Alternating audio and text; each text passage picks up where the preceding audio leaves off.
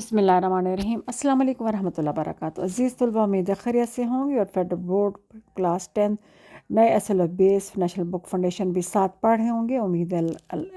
آپ کو بہت اچھی طرح سمجھ آ رہی ہوگی۔ ایک دو چیپٹر رہ گئے ہیں، تھوڑی سی معذرت خواہ ہوں کہ ویڈیو اپلوڈ کرنے میں ذرا دیر ہو گئی، کچھ نجی وجوہات کی بنا پر نہ اپلوڈ کر سکی، تو اس سلسلہ میں آج سے دوبارہ شروع کر رہی ہوں۔ انشاءاللہ میرا ساتھ دیجیے گا اور خوب فائدہ اٹھائیے گا۔ سبق نمبر 9 ہے، اس سے پہلے تمام تشریحات ہو چکی ہیں سوائے نام دیو مالی کی، وہ بھی میں اپلوڈ کر دوں گی۔ باقی تمام اسباق کی تشریحات اور کوشچن آنسر اور نظم اور غزل کی تشریحات اور سوال جواب میں اپلوڈ کر چکی ہوں۔ سبق نمبر 9 ہے، آسٹریلیا میں مسلمان، اس کی تشریح کرتے ہیں۔ دنیا کے بہت سے دور افتادہ یعنی دور دراز مقامات کی طرح آسٹریلیا کے مسلمانوں نے عہد حاضر یعنی آج کل کے زمانے کے عوامی رابطے جو استعمال ہوتے ہیں، مثلا ڈاک، تار، ٹیلی فون، ریڈیو، ٹیلی ویژن،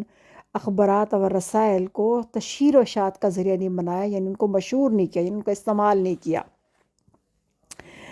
یعنی اپنے آپ کو دنیا کو میں آگے بڑھنے کا یہ ذریعہ نہیں اپنایا، یا ان کو استعمال نہیں کیا۔ اس کے دو سبب ہیں، اس کی دو وجوہات ہیں۔ یا تو ان کو ان سہولتوں سے استفادہ کرنے کا موقع ہی نہیں ملا، یعنی یا تو یہ جو سہولتیں تھیں ان کے پاس موجود ہی نہیں تھیں، اس لیے یہ فائدہ نہیں اٹھا سکے، یا پھر انہوں نے سہل انگاری یعنی بہت غفلت برتی، یا پھر بہت سستی اور کاہلی کی وجہ سے اس کی بے تنائی برتی، یعنی اس کی طرف توجہ ہی نہ دی۔ تاریخ نگاروں، تاریخ لکھنے والوں اور سیاحوں جو سفر کرنے والے جو لوگ ہیں، انہوں نے بھی چشم پوشی سے کام لیا، انہوں نے بھی معاملے کو چھپا دیا یا دیکھ کر ٹال دیا، یا اس پر بات کرنی مناسب نہیں سمجھی۔ آج صحیح طور پر یہ بتانا مشکل ہے کہ دنیا کے سب سے بڑے جزیرے براعظم آسٹریلیا میں شمع اسلام کب روشن ہوئی۔ ان ساری وجوہات کی بنا پر ہم نہیں بتا سکتے کہ آسٹریلیا میں جو ہے نا وہ مسلمان جو ہے نا اسلام کیسے پھیلا، اور اس افتخار کا صحرا کس کے سر بندھا، یعنی اور اس کی اعزاز کس نے حاصل کیا یہاں پہ آ کر اسلام پھیلانے کا۔ بعض قیاس آرائیاں ہوتی رہی ہیں، یعنی بعض لوگوں نے اندازے بھی لگائے ہیں جو زیادہ قابل اعتماد نہیں کہی جا سکتی، یعنی ان پر بھروسہ نہیں کیا جا سکتا۔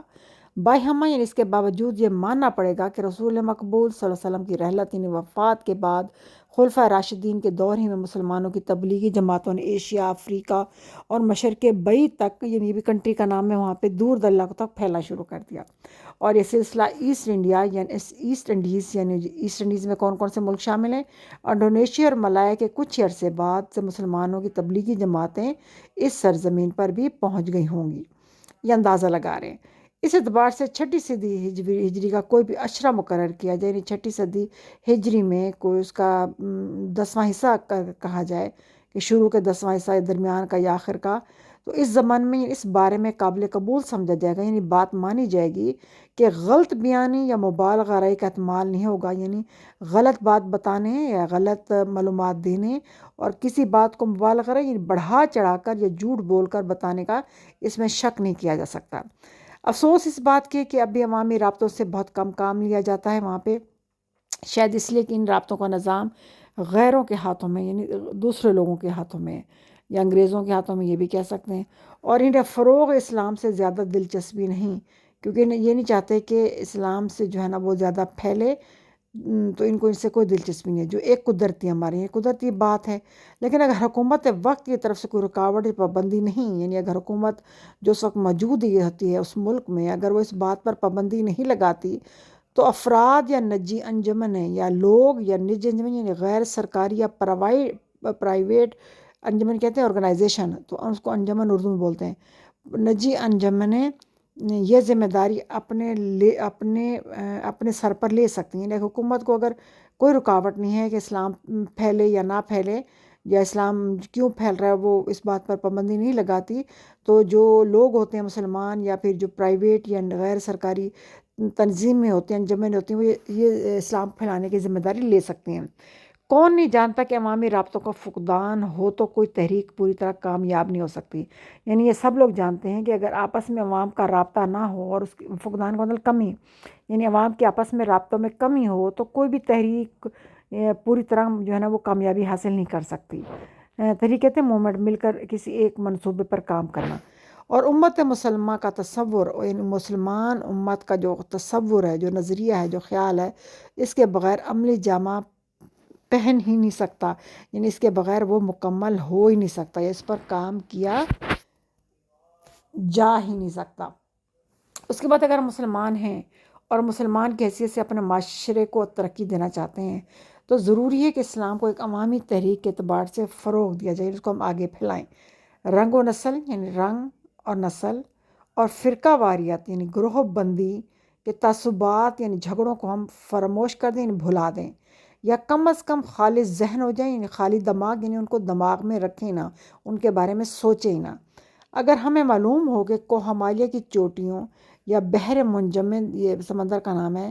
شمالی و جنوبی کے علاقوں میں مسلمان آباد ہیں تو انہیں امت مسلمہ کا ایک عضو یعنی مسلمان قوم کا ایک حصہ سمجھتے ہوئے ان کی خوشی اور غم میں برابر کا شریک ہمیں ہونا چاہیے، چاہے یعنی دنیا میں کسی بھی علاقے میں موجود ہوں، ورنہ ہم میں سے اور ہم ان سے بے نیاز ہو کر یعنی بے پرواہ ہو کر ان کا خیال رکھے بغیر ناواقف ہوتے چلے جائیں گے، یعنی ہم ایک دوسرے سے دور ہو جائیں گے، ہم ایک دوسرے کو جان نہیں سکیں گے۔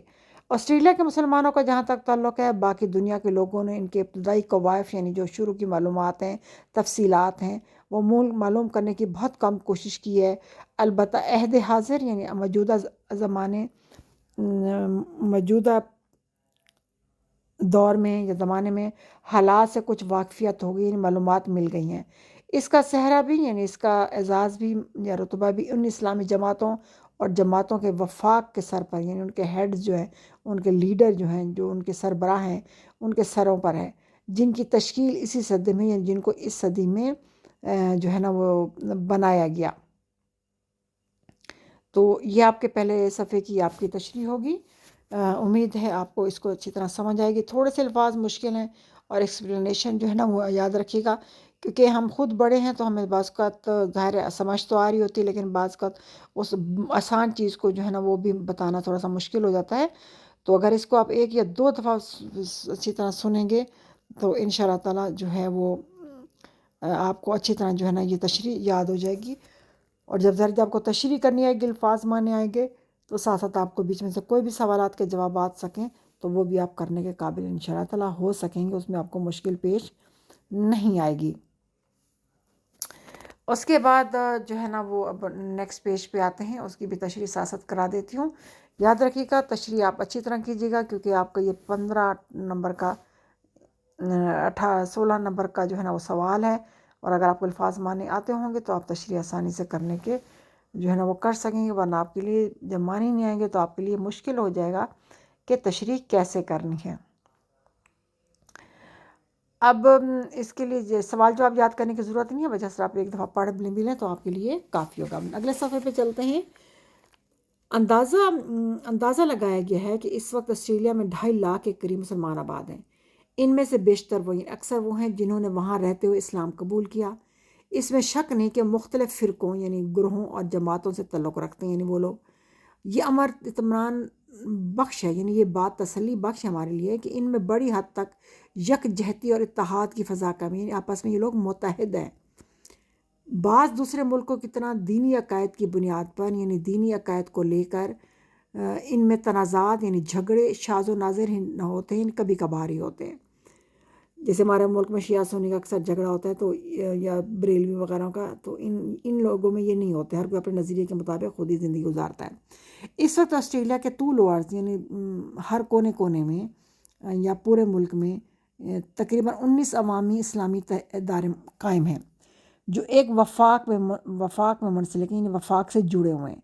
اس طرح مسلمان طلباء کی 12 انجمنیں ہیں یعنی آرگنائزیشن ہیں، وہ بھی ایک وفاق بنا کر آپس میں قریبی رابطہ قائم، یعنی اپنے سربراہ بنا لیتے ہیں اور پھر آپس میں جو ہے نا ایک مسلسل رابطہ رکھتے ہیں۔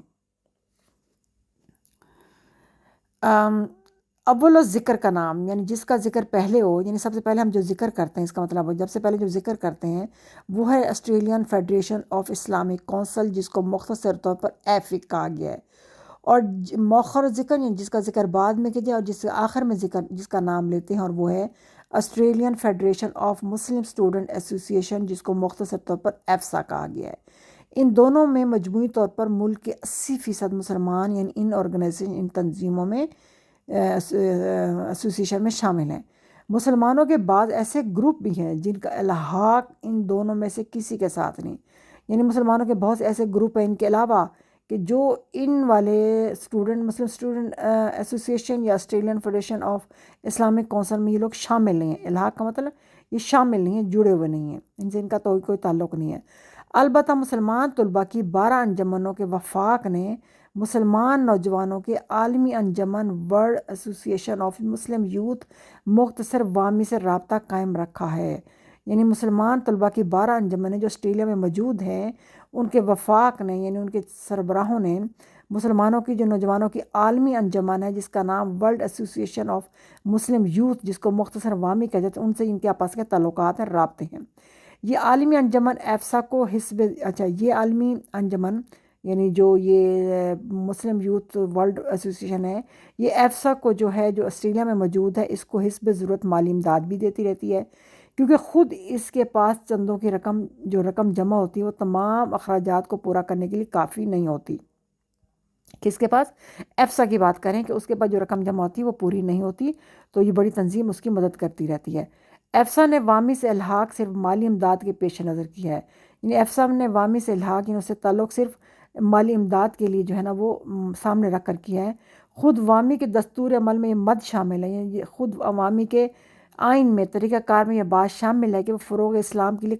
کام کرنے والی انجمنوں کی مالی اعانت کرے گی، یعنی اس کی مدد کرے گی. اب نیکسٹ پیج پہ آتے ہیں. اس کا جو ہے تھوڑا سا پیچھے رہے گی اسکرین، تو آپ اس کو دوبارہ دیکھ لیجیے گا. آسٹریلیا کے مسلمانوں میں اس اعتبار سے کوئی وحدت فکر نہیں، کوئی ایک سوچ نہیں ہے کہ اسلام کے معاشرتی اور ثقافتی پہلوؤں کے مفہوم کی ترجمانی کس طرح ہو، کہ اسلام کے جو معاشرتی حصے ہیں، پہلو ہیں، اور ثقافت جو ہے وہ اس کے جو مفہوم ہیں یا ان کو کس طرح دکھایا جائے، اور انہیں کس صورت میں یعنی کس شکل میں اور کس حد تک عملی جامہ پہنایا جائے، یعنی اس پر عمل کیا جائے. بہت سے مسلمانوں نے غیر واضح طور پر اپنی رائے کا اظہار یعنی صحیح طور پر جو مطلب سمجھ نہ آ سکے، یعنی مکمل تفصیل کے بغیر، وضاحت کے بغیر اپنی رائے کا اظہار یعنی اپنی بات کا اظہار بعض موضوعات کے بارے میں کیا، یعنی کچھ ٹاپکس یا اس پہ باتوں پہ کیا ہے. لیکن اسلامی تعلیم، اسلامی نصاب، سلیبس کہتے ہیں نصاب کو، اسلامی فلسفے یعنی سوچ اور اسلامی طریقہ کار کے بارے میں کوئی منصوبہ یا اس کا لاہ عمل یعنی کام کرنے کا طریقہ مرتب نہیں ہو سکا، یعنی ترتیب نہیں پا سکا یا بن نہیں سکا. نتیجہ ظاہر ہے پھر اس کا نتیجہ یہ نکلتا ہے کہ بہت سے معاملات میں مغربی اثرات نفوذ کر گئے، یعنی شامل ہو گئے. یعنی بہت سے ایسے معاملات ہیں مسلمانوں کے جن میں مغرب نے زیادہ اثر کیا ہے، مغرب کی جو ثقافت ہے وہ زیادہ اثر کر گئی، اس میں شامل ہو گیا. چنانچہ معرفت کا رنگ جو اسلام کے لیے مخصوص ہے، یعنی مسلمانوں کی ایک پہچان ہے، معرفت کہتے ہیں شناخت، پہچان، یعنی مسلمانوں کی جو پہچان کا جو ایک رنگ ہے جو مسلمانوں کے لیے خاص اہم مقام رکھتا ہے، کسی بھی منزل پر اپنی جھلک نہیں دکھاتا، یعنی کہیں پہ وہ نظر ہی نہیں آتا کہ جس کو دیکھ کر کہا جا سکے کہ واقعی مسلمان ہیں کہ نہیں ہیں یا مسلمان اسلامی معاشرے سے تعلق رکھتے ہیں. اسلامی فریضہ نماز ادا کرنے کے لیے آسٹریلیا کے بڑے شہر میں جہاں مسلمان بڑی تعداد میں آباد ہیں، مسجدوں کا سلسلہ زنجیر کی کڑیوں کی طرح پھیلا، یعنی بہت مسجدیں ساتھ موجود ہیں، بہت قریبی ہیں، مطلب ان کا آپس میں فاصلہ بہت قریب ہے. اور یہ دیکھ کر مجھے خوشی ہوئی کہ ان میں قریب کے مسلمان باشندے اچھی خاص تعداد میں اپنے معبود حقیقی یعنی اپنے رب کے سامنے سر پہ سجود ہوتے ہیں، یعنی سجدہ کرتے ہیں. جمعے کے روز ہر مسجد میں خطبے کا خاص اہتمام ہوتا ہے. ظاہر خطبات عام طور سے بولی اور سمجھی جانے والی زبان میں ہوتے ہیں، البتہ جمعے کا اصل خطبہ معمول کے مطابق عربی زبان میں ہوتا ہے. عربی زبان جاننے والے زیادہ تعداد میں نہیں ہیں، پھر بھی وہ سب خشوع کے ساتھ یعنی پوری عاجزی توجہ کے ساتھ کان لگا کر اسے سنتے ہیں. یہی سنت رسول پاک صلی اللہ علیہ وآلہ وسلم ہے. مجھے معلوم ہوا کہ روزے رکھنے کے ضمن میں یعنی بارے میں یہاں کے مسلمان کسی اور ملک کے مسلمانوں سے پیچھے نہیں ہیں.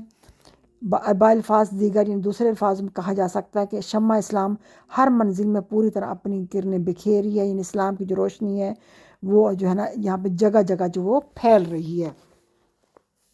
اور اس کے بعد لاسٹ پیراگراف ہے کہ ایک بات میں اپنے حافظے کی بنا پر اتنی ضرور جانتا ہوں کہ یہ مجھے میری جو یادداشت ہے اس